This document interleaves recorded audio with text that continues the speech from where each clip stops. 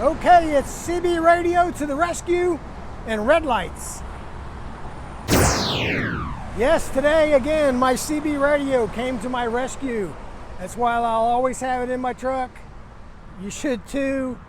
They say they don't want us talking on it, but I listened. I did listen. I was coming along 20 westbound, heading out towards Stanton on my run. And I was about the 389 mile marker, I guess. Coming into Santo, there's a truck stop at the 386. That's about 25 miles east of Ranger Hill still. And I heard something on the radio. I had my squelched up a little bit so I don't hear everything. But I heard somebody say about a big backup westbound. Y'all need to get off, and he suggested sitting in the truck stop waiting, but that's not what I did. So, turned it up a little bit more, heard some more about it. Found out it was at the 370 mile marker, right there at Gordon. There was, first thing was, farther up, there was a jackknife truck. I don't know how he did that. Somebody cut him off, steer tire blew, I don't know.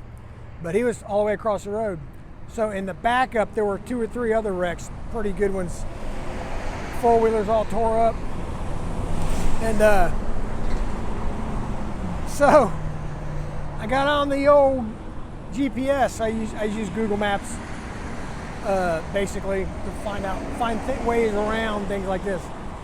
So it was showing me the best way would be to get off at the 373, but I got off way back at I think the 380 is where I got off, because I had a feeling if it was completely closed, it would just keep backing up, and it would even be hard to get to the 373. So I got off at the 380, went over to the south service road, which the service roads in this area are two-way. So I got on the south side service road and came west. And I got up to the 375, and it was already backed up way past this 373. And the people who were not fortunate enough to be farther back were stuck before the 370 exit. Between there and the wreck, they were stuck. There's no way to turn around or get off. But the backup was 4 or 5 miles, whatever it was.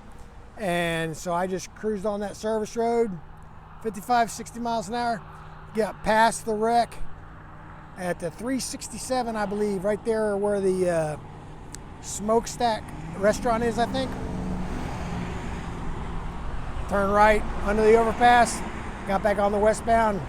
Up Ranger Hill I went. I probably lost 7 to 10 minutes, but if I'd have stayed on the highway and waited to get off at the 373, it'd have been 30, 40 minutes, and if I would have been stuck further up, it'd have been several hours, because they were going to take forever to clear that out.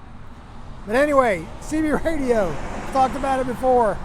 Put it in the truck and listen, if nothing else. I know there's a bunch of junk on the radio and vulgarity and all that stuff, but it'll save you. It's saved me several times. So, red lights. I want to talk about my red lights. Back before I got out of that international, the company reminded me that there's a policy about not adding lights on the inside of the truck. And that means, what they meant by that, they said, was installing it on the truck itself. And they asked me to take the 2 that I had in the corners above the doors out. So they were taken out, and I still had the 1 red light on top of my radio. They left that on there. They said they could stay on there. And I found out because it's installed on my CB radio, I can have it. So when I got in this Freightliner, I left the one on the radio, hooked it up to the power cord, and it was red. And I got to thinking, my safety guy said I could have the red lights if they're installed, connected to my CB radio, which I'm allowed to have. So let's take a look on how I installed my other red lights on my CB radio. Okay, y'all, come in the truck. There's the old ELD. Looking at the CB radio. There's the red light that was on it already. And all I did was connected my little brackets to the bracket holes in the holders.